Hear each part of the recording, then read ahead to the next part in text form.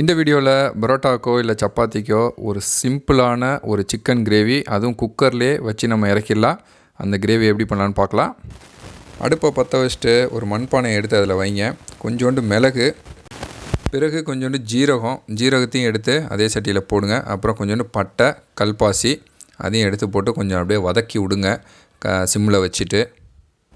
ஒரு நிமிஷம் இல்லைனா ஒரு 2 நிமிஷம் நல்லா வறுத்துட்டு நல்லா சூடாக இன்னொரு தட்டில் எடுத்து வச்சுருங்க. இப்போ நம்ம செய்கிற ஐட்டத்தை இப்போ எடுத்து வச்சிட்டோமா. அடுத்து இப்போ அதே சட்டியை எடுத்து ஒரு 2 கரண்டி கடலை எண்ணெயை நான் இப்போ யூஸ் பண்ணுறேன். உங்களுக்கு வேணும்னா தேங்காய் எண்ணெயை யூஸ் பண்ணிக்கலாம்.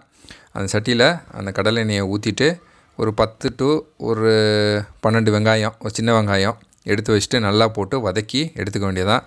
நல்லா ப்ரௌன் கலராக ஆகிற வரைக்கும் நல்லா வதக்கி எடுத்து வச்சுக்கோங்க. ஸோ ஏற்கனவே நம்ம வச்சுக்கிற அந்த மிளகு ஏற்கனவே ஃபஸ்ட்டு தடவை வதக்கினோம்ல, அந்த ஐட்டத்தையும் அப்புறம் அந்த வெங்காயத்தையும் எல்லாத்தையும் எடுத்து ஒரு சின்ன ஜாரில் போட்டு கொஞ்சோண்டு தேங்காய், துருவி வச்ச தேங்காயும் அதுக்குள்ளே கொஞ்சோண்டு போட்டு நல்லா மையாக அரைச்சிருங்க. மிக்சியில் போட்டு அரைச்சி அந்த ஜாரோடு அப்படியே எடுத்து பக்கத்தில் வச்சுங்க. இப்போ அடுத்ததாக நம்ம குக்கர் எடுத்து அதில் ஒரு 2 கரண்டி எண்ணெயை ஊற்றுறோம். எண்ணெய் சூடானதுக்கப்புறம் கொஞ்சோண்டு சோம்பு பவுடர் எடுத்து அப்படி தூவி விடுங்க. அதுக்கு அடுத்து கொஞ்சோண்டு பட்டை அதை எடுத்து போட்டதுக்கப்புறம் கொஞ்சோண்டு நறுக்கி வச்ச வெங்காயம் அதையும் எடுத்து அந்த குக்கருக்குள்ளே போட்டு வதக்க ஆரம்பிச்சிடலாம். அதுக்கு அடுத்ததாக கொஞ்சோண்டு உப்பு, தேவையான அளவு உப்பு அதை எடுத்து போட்டு நம்ம வதக்க ஆரம்பிச்சிட்டோம். நல்லா குக்கரும் நல்லா சூடாகி நல்லா புகை கிளம்பிருச்சு. அதுக்கடுத்து 2 தக்காளி பேரலாக இந்த சின்ன வெங்காயம் குக்கரில் குதிச்சிட்ருக்கு. அதுக்கு இடையில் ஒரு 2 தக்காளி எடுத்து கட் பண்ணிகிட்ருக்குறோம். அதுக்கு அடுத்ததாக இஞ்சி பூண்டு பேஸ்ட்டு தனியாக எடுத்து வச்சாச்சு. நம்ம வாங்கிட்டு வந்த சிக்கன் 1/2 கிலோ சிக்கனு அது தனியாக இருக்குது அங்கே. இப்போது அந்த தக்காளியை நறுக்கிட்டு இருக்கும் போதே அந்த இஞ்சி பூண்டு பேஸ்ட் எடுத்து அந்த கொதிச்சிக்கிட்டு இருக்கிற அந்த ஆனியனில் கொஞ்சோண்டு போட்டு வதக்கி விடுங்க. வதக்கி விட்டதுக்கு பிறகு தான் நீங்கள் அந்த தக்காளியை எடுத்து அதுக்குள்ளே கொட்டணும். இதையும் அந்த குக்கருக்குள்ளே கொட்டியாச்சு தக்காளியும்.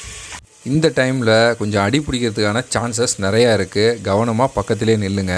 அடுத்ததாக ஒரு 2 ஸ்பூனு மிளகாத்தூள், அதுக்கப்புறம் ஒரு 2 ஸ்பூனு கறி மசாலா தூள், இது 2த்தையும் போட்டு திருப்பி நல்லா பெசரி விட்டுங்க.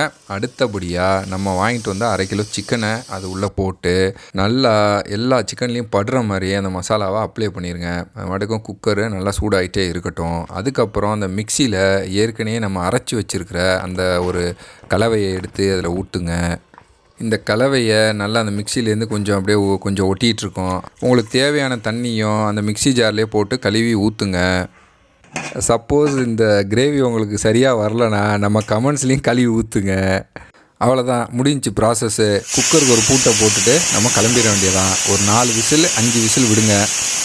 ஒரு 4 விசில் 5 விசிலுக்கு அப்புறம் குக்கரை திறந்தோம்னா பிரம்மாண்டமாக இந்த மாதிரி கிரேவி நம்ம கண்ணு முன்னாடி அப்படியே பளபளன்னு தெரியும்.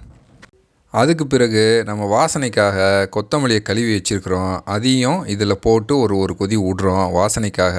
இந்த மணம் வரும்போதே நம்மளுக்கு பாதி பசி எடுத்துரும். அதுக்கப்புறம் அந்த புரோட்டாவை தோசைக்கல்லில் போட்டு சூடை பண்ணி நம்ம தட்டில் வச்சுட்டு நம்ம பண்ணி வச்சுருக்கிற கிரேவியை ஒரு 2 கரண்டியை எடுத்து அந்த புரோட்டா மேலே அப்படியே ஊற வச்சு ஒரு 2 செகண்ட் கழித்து சுட சுட எடுத்து நம்ம வாய்க்குள்ளே போட்டோம்னா அப்படியே ஒரு சொர்க்கம் தெரியும். சூப்பராக இருக்கும் நண்பர்களே, ட்ரை பண்ணி பாருங்கள்.